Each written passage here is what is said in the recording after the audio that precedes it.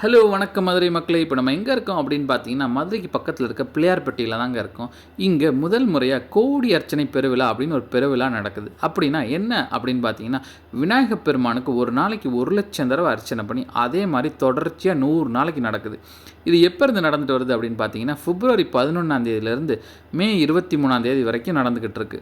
இப்போது இதில் என்ன சிறப்பு அப்படின்னு பார்த்தீங்கன்னா, ஒரு நாளைக்கு 100 தேங்காய் உடச்சி விநாயகர் பெருமானுக்கு படைச்சு 1,00,000 தடவை அர்ச்சனை பண்ணுறாங்க. இதுதான் இதோட சிறப்பு.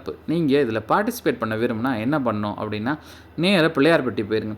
பிள்ளையார்பட்டி போனதும் அந்த சென்டரில் இருக்க தெப்பக்குளத்துக்கு எய்த்தாப்பில் ஒரு மேனேஜ்மெண்ட் ஆஃபீஸ் இருக்குது. அந்த கோயிலோட மேனேஜ்மெண்ட் ஆஃபீஸ். அங்கே போனீங்கன்னா இதாங்க அந்த மேனேஜ்மெண்ட் ஆஃபீஸ். அங்கே போனீங்கன்னா ஒரு ஃபேமிலிக்கு நீங்கள் 1,001 பணம் கட்டி ரசீது வாங்கிக்கோங்க.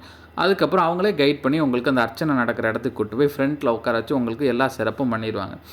இது அர்ச்சனை பார்க்கவே ரொம்ப சிறப்பாக பிரமிப்பாக இருக்கும். அதுக்கப்புறம் ஃபைனலாக முடிகிறப்போ உங்களுக்கு ஒரு வெள்ளிக்காசு விநாயகர் படம் போட்டது கொடுப்பாங்க. தேங்க்யூ.